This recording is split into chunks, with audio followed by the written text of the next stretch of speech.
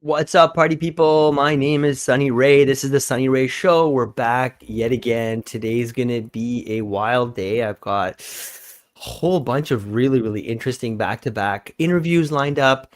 The first gentleman, his name is Boyd Lowry. He's the owner and CEO of FirstLight Home Care. He's spent 14 years running the Bergen County territory of FirstLight Home Care, a national franchise network of roughly 325 territories and 300 owners. It's my honor to invite Boyd onto the show. How are you, Boyd? I'm doing great. Nice to meet you, Ray. Sunny. Nice to meet you as well. I like to start just right into the deep end. What is First Light Home Care? Why should the listener care? What are you building? I was touched by your story last week when we met, but yeah, if you don't mind sharing, let's kick off there. FirstLight Home Care is it's a franchise. I started this about 14 years ago, looking for my um, next thing to do. And in service, I care for the seniors as they age in place, and we help them with caregivers, putting them to help them with their ADLs, their activities of daily living, and we manage all the tasks that go with that so that the caregivers can show compassion and love as people kind of go through the final stages of uh, their lives. And it's a very compassionate and emotional filled kind of field. And my background tends to lead into that. So I've done operations, worked in operations all my life. So using my background in the Marine Corps as well as HR and technology, I've always been able to leverage the services of people to optimize that. And I've used some recent things to make it even better, I think, uh, over these 14 years, just adapting constantly. Um, I love that. Great start. So, Boyd, I love to talk about obviously business and money and tech, but my favorite thing is people, right? Like none of this would actually happen if it wasn't for you one day waking up and deciding to make it come true. But take us back, right? So your father was a minister, your mother was a nurse, and you served in the Marines. What did those three things teach you that, shows up in how you run a care company? oh, wow. Those are my three kind of pillars there. So yeah, my father is a minister. He served in the Asia territory, maintaining missionaries all over Asia, and and then made sure they had funds and money. And as I was growing up, I struggled in school and saw like the same kinds of service type things in my life, and sought that out as I kind of tried to find purpose. My mother, a nurse, she went back to school, got her RN, and started just driving around taking care of people, kind of what we're doing now in home care. And so I decided to go in the Marine Corps, open contract, ended up in the front lines of the infantry, serving in two military conflicts, the invasion of Grenada, and then the multinational peacekeeping force in Beirut, Lebanon. And so service is all three of those pieces. And how we serve people is giving back and giving of ourselves and finding purpose in that. And that is what's probably my driving force, that which gives me value and purpose. And then I apply that to my love for business, which is just trying to figure out problems and how to be more efficient and solve things. And so that's why I studied HR. Human resources was more of uh, an avenue of working with people in different industries to give quality of life. Here, I actually give quality of life in people as they are entering their final stages, and then we care for all the home care caregivers who are usually living paycheck to paycheck, and you're trying to help them build their quality of life, closure, purpose, funds, things to make their lives work.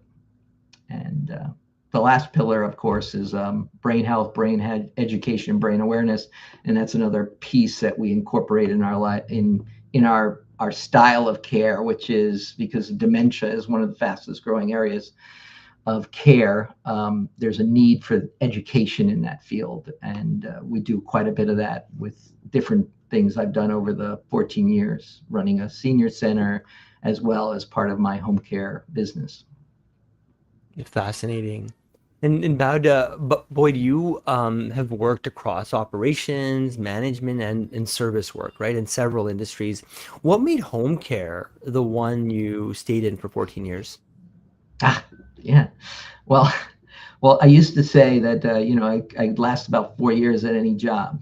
So it was like everywhere I went, I'd burn out and move on. Maybe that was just I always needed more challenges, more opportunity.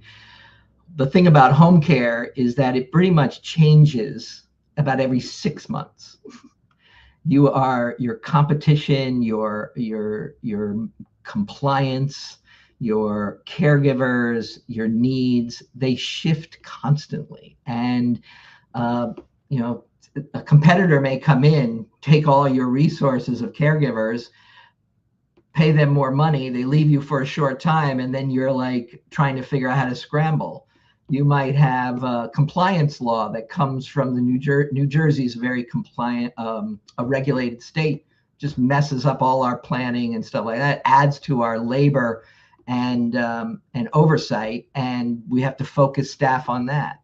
You start looking at vendors and how to manage those vendors so that you can optimize your business within the changes that are going on in real time around you. And then something goes back, and then marketing changes, and you're really doing every field, every functional part of business changing regularly. You're doing working in marketing, working in compliance, working in staffing, onboarding, and then sales, face-to-face, customer.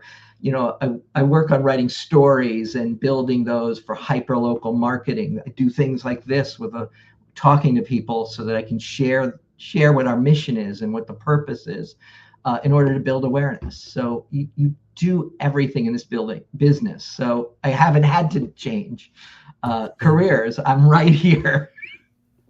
So 14 years, I guess, like all of Bergen County, what, 60 plus people self-funded the whole way. What did turning down outside capital cost you, and what did it buy you? Nope. Um, Turning down outside capital. I've usually been able to leverage most of my funds and stuff just to make things happen. So outside capital, I funded most of this through my own resource and stuff. I have had 4 other businesses that I've run and started.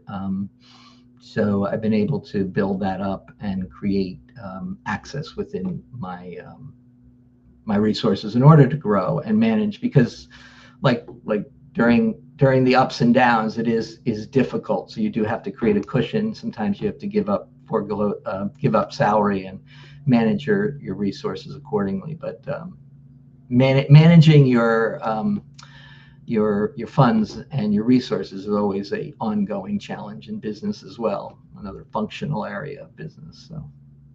And you're one owner inside of a 325 territory network. Like, what does a franchise give you, and where does it get in your way? No.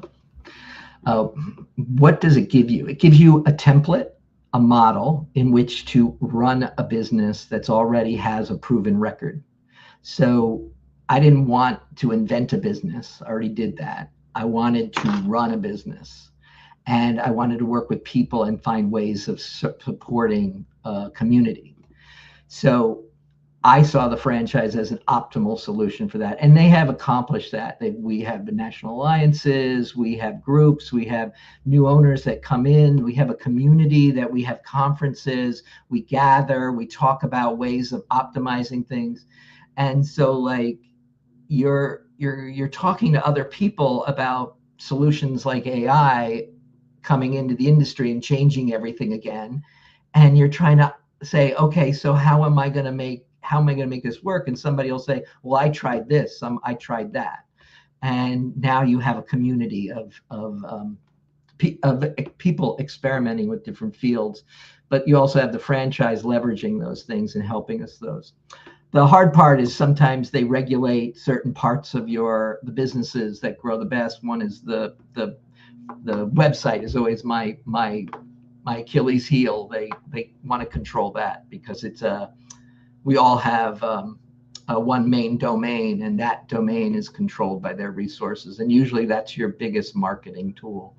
So it is kind of I, an obstacle I kind there. of missed that. Sorry, who controls your domain or your website? The domain, since it's a company of so many little companies, Right, right. the domain firstlighthomecare.com is Yeah, controlled by the franchise. So we got are microsites under them. got it. And so you want to make sure your compliance, your rules, your regulation, your things meeting all the standards so that one owner can't ruin it for the rest of the owners. Got it. Oh, okay, I Block see off what a you're saying. Google Yeah, site or yeah, something. yeah, yeah. So they actually control that, but then we don't have the flexibility to actually make the sites work the way we want to sometimes from new vendors. You're trying Yeah, yeah, yeah. something new and you get stuck. So that's Yeah. the Are you biggest. allowed to have landing pages or no? We can do landing pages and all that, but it does create Right, right, right. I get an it. ongoing dilemma because of the Well, oversight. what's the part of this business that nobody outside it understands? I'm sorry? What's the part of this business that nobody outside of it understands? Hmm. Uh, hmm. What does nobody understand? The thing about home care is that people don't pay attention to it until they absolutely need it. So, so you could educate, you could promote, you could create some kind of awareness all the time, but people don't pay attention, they don't hear it until their loved one has an accident and falls. And then all of a sudden they're sitting at the hospital and they're on their phone and they're calling and they're on the internet and they're searching and and they need answers. And that's where I find the greatest opportunity, the greatest growth, the greatest place to be, because that's where I'm the trusted advisor. I can answer your questions. I can guide you in the right direction. I can make suggestions. I can talk about alternate things in the future, or what's going on now, or what's going to happen the next 20 days of Medicare. And then try and look at other ways like veterans, like how we can support our veterans. As a veteran myself, I can communicate how those services are available for them for free, and we can leverage those things. And there's so much cost in home care. That's another thing that people don't realize, that there is no parachute. There is no, that our government has, you go broke in order to get care. So you are paying for it. And people don't realize that until they get to the point they're like, well, how am I going to pay for this loved one, this caregiver to come and take care of my loved one, my mother who needs somebody around the clock. And then all of a sudden you're like trying to figure that out. And there are ways of reducing the burden, but you need somebody to guide you, and you don't find those people until you absolutely need to. Yeah, that makes sense. And Boyd, you brought AI, right, into scheduling, staffing, and inbound calls. So I guess what broke first, and what did you have to kind of like rip out to make all this work? So what broke first is, last year, just compliance came in. They came in. They said this has to be done this way. This has to be done that way. Everything kind of came to, oh, I have to change the way I do a bunch of things that I thought were pretty much correct. And in that process, we lost clients, and then we lost staff, and and I had to restructure the company. I let go some of my nonprofit, my philanthropic work, and that was very hard to do. And that was more of our brain health, our brain awareness, brain education stuff that we were doing. And I was missing the things that I also enjoy about this business, which is serving others and finding ways to educate and to promote that awareness. And I was basically sitting there like, I can't fix this. And ended up starting all over in scratch. So I went back to the drawing board as a Marine. There is no failure, adapt and overcome. And that's where I said, I was actually talking to two AI vendors at the time. And I said, can you help me out? And literally they came out within 24 hours, turned on some tools and AI, and all of a sudden we were staffing and I had a whole employee running my operations behind me. And then while I was hiring these two people, and as they came in, I had that cushion, and all of a sudden that burden just was released. And you were like, oh my gosh, this is the future. All of a sudden I can actually focus on the customer again. I can make changes again. I can take all that compliance and automate that. I can take all that um, phone answering, the call outs and stuff, and just try to get those automated. And then there's so many opportunities in AI to take that busy work and optimize your company by releasing those things. And then guess what? Now we get to do why we started this in the first place. Every home care owner started this to serve and to give back and to show love and compassion. Father's a minister, my mother's a nurse, I served in the Marines. That's the core principle. That's the value. That's what we could start doing. All of a sudden, I'm spending time with the clients. I'm spending time with the caregivers. We're doing more training again, more oversight. We're providing services that we couldn't provide before, because I now have time to make sure we're in compliance through these automated tools. AI turned the company around, and then empowered my staff. And now I have a career path. I have a focus where I can leverage my caregivers in a way that is optimizing my company and my future and in this business. I'm extremely excited by the opportunities that AI have brought to my business. You and me both. You and me both. That's probably one of the most most exciting answers I've heard of like why AI. And because like I'm not gonna lie, I even bring investors on this call and a lot of entrepreneurs, and usually it's gloom and doom. But here you are in the front lines helping the people who need it most, saying that, you're able to live your purpose more fully. You're able to be with people instead of in front of maybe behind paperwork or whatever it might be, right? So I love that. So, your line is that AI is how customer service comes back to your employees, right? Yeah. Now, not how it leaves. So most people in your industry hear the opposite. So can you lean in a bit more? Can you make the case for that? Like, what are people missing?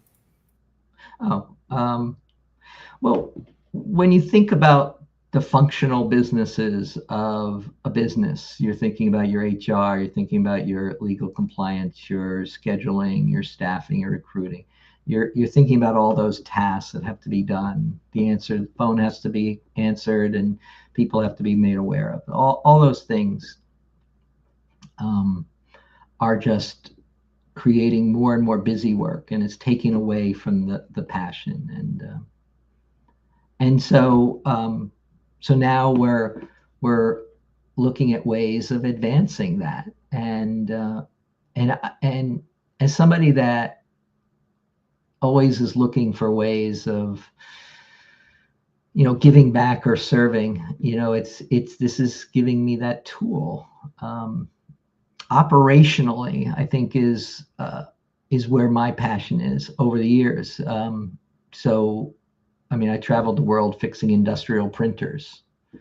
I mean, after serving in the Marines, I then studied HR, and then I got into that for 10 years, recruiter, staff, all that. And then I changed careers completely and did IT and integration and software. I ran programmers and teams to do system design work and integrated products, and then did all these very interesting things. I wrote programs and trained people on different ways in warehousing.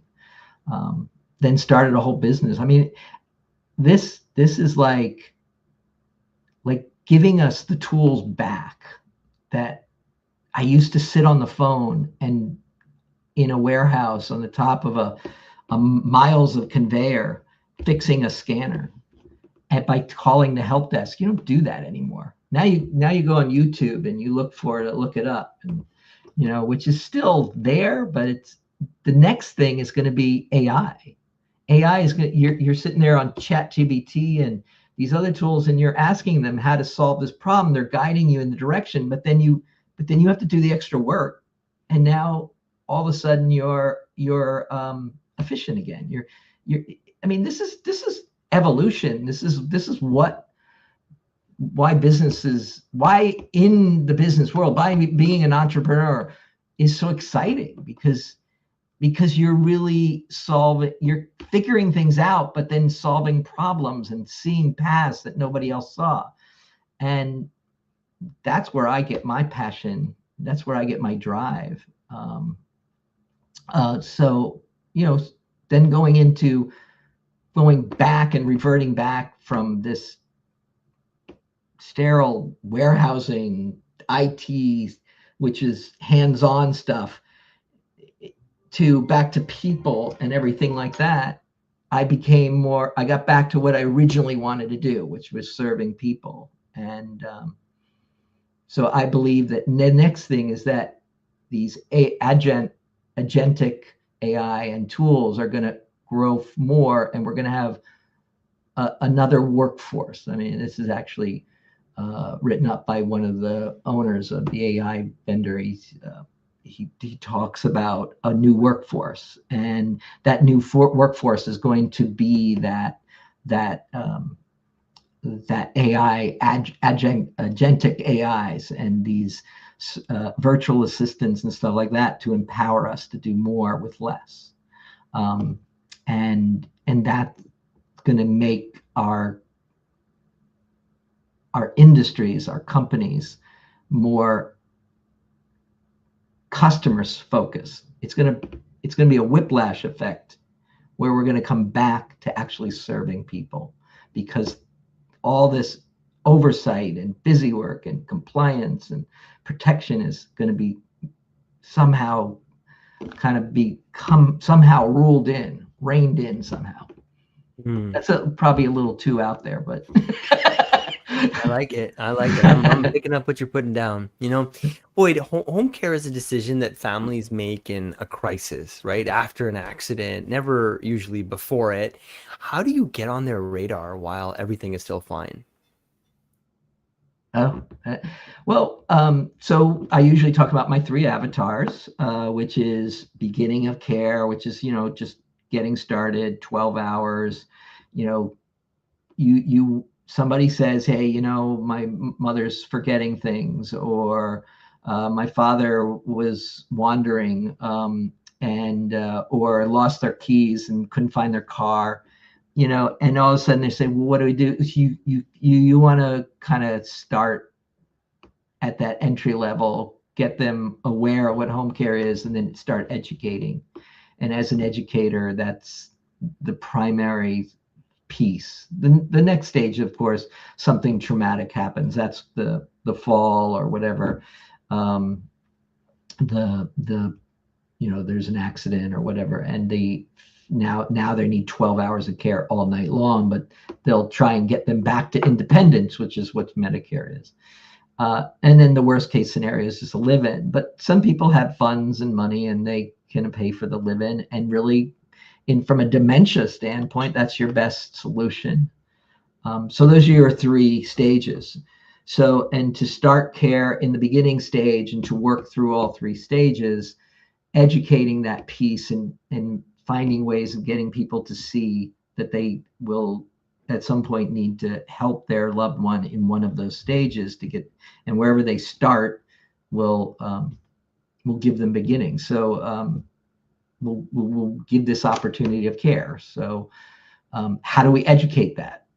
And in my opinion, that's every avenue of marketing you can possibly think of. Whether it's a podcast, whether it's a hyper-local magazine, whether it's a social media post, or just a gathering, or going to senior centers and talking to networkers, or building referral sources. Referral sources is another outreach that you want to address and build on. And referral sources are those hospitals and rehabs and SNFs that actually have people at those other later stages that they're referring out. So you're trying to build all those pieces. Boy, what happens to this industry if the AI native operators win, and what happens to the ones who do not move? Uh, hmm. Ooh. I think it's a necessity. I think it's going to be more of a necessity in the next 6 months to a year to move. I think that that's inevitable. I think that you could fall behind if you're not adding some component of this. Yeah. And if you fall behind in business, we all know what that means. You know, Yeah. It's ironic though. It's like more AI means more human, right? It's like awesome. Okay. that's that's where I think it will bring us. And I think I have more optimistic view of our future than a pessimistic view. So AI is not necessarily going to take away, and I believe that's always been historically with changes. The problem that's mostly often written about when somebody talked about have an optimistic perspective of AI is that we're not going to be able to adapt fast enough. So this is your opportunity. Start figuring it out and learning it now. Don't wait. So And boy, hospitals and rehab centers are essentially the highest value referral relationships in your world, right? So what actually earns one? to get a hospital or a relationship, you have to build relationships with them. Um, how do we do that? We go and find ways of communicating. LinkedIn is good for that. To talk about these ideas and sourcing and the needs, but also to represent yourself in a way that shows them that their client, the person, their patient, when they release them, is going to a place where they will actually get the care that they deserve and need. So if a hospital feels that the next step is going to be a value add partner like home care, they're going to they're going to be more likely to refer. If it's a rehab and they're doing that some of these rehabs have built in their own home care, which creates a problem within the industry, but it's truly the family that has to make that choice. And that family needs to look for somebody that believes in how it has an infrastructure that can deliver on what they believe is right, which I believe is service and community and faith and anything that gives a better value in the home. As we start to look at some of our hospitals and rehabs, they're not necessarily safe places. We learned that during COVID. The super bugs and all those are out there. Your best place is at home. And home care can handle all levels of care. When it really gets serious, something that can't be handled, there's not a whole lot down there at that end stage. It's when it's an equipment or something like that.